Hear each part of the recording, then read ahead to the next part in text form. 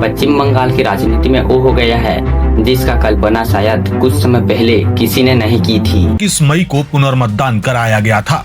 इससे पहले 29 अप्रैल को हुए मतदान में कई बूथों पर गड़बड़ी और कथित अनियमितताओं के आरोप लगे थे। ईवीएम पर टेप लगाने, इत्र और स्याही लगाने जैसे आरोपों के बाद चुनाव आयोग ने मतदान रद्द कर दोबारा चुनाव कराने का फैसला लिया था। बंगाल में पिछले 15 साल तक चला आ रहा ममता दीदी का खेल अब खत्म हो चुका है और राज्य में पहली बार भगवा लहराया है। साल 2026 विधानसभा चुनाव में बीजेपी ऐतिहासिक जीत दर्ज करते हुए तृणमूल कांग्रेस को सत्ता से उखाड़ फेंका है। आज के इस वीडियो में हम बात करने वाले हैं कि ममता बनर्जी का ये मजबूत किला कैसे बह गया और बंगाल की गद्दी पर अब कौन बैठने जा रहा है।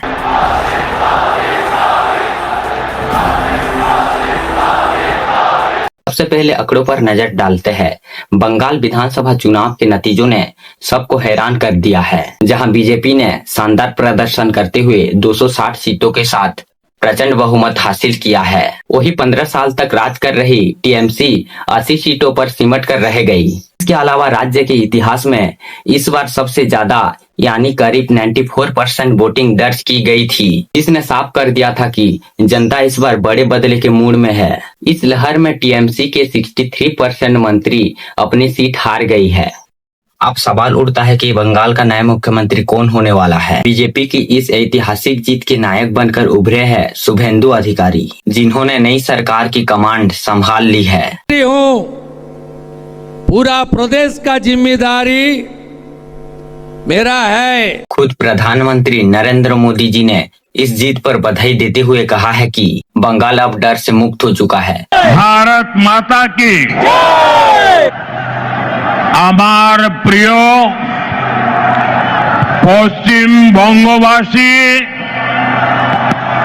ভাইও বোনেরা,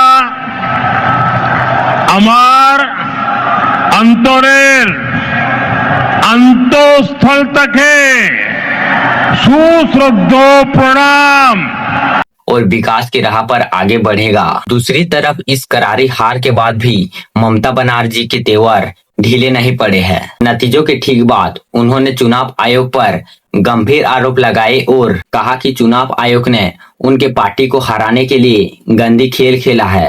दीदी ने साफ तौर पर कहा है कि वो इतनी आसानी से हार नहीं मानेगी। विपक्ष को एकजुट करके बीजेपी के खिलाफ एक नया मंच तैयार करेगी। इस चुनाव ने न सिर्फ बंगाल बल्कि पूरे देश की राजनीति को एक नया मोड़ दे दिया है। कांग्रेस की हालत इस चुनाव में इतनी खराब रही कि कई सीटों पर उसे नोटों से भी कम वोट मिला है। तो आपको क्या लगता है, क्या शुभेंदु अधिकारी के नेतृत्व में बंगाल में एक नया युग की शुरुआत होगी या ममता बनर्जी फिर से बाउंस बैक करेगी? अपनी राय नीचे कमेंट बॉक्स में जरूर बताइए। आज के लिए इतना ही। वीडियो अच्छा लगा तो एक लाइक और चैनल को सब्सक्राइब कर देना।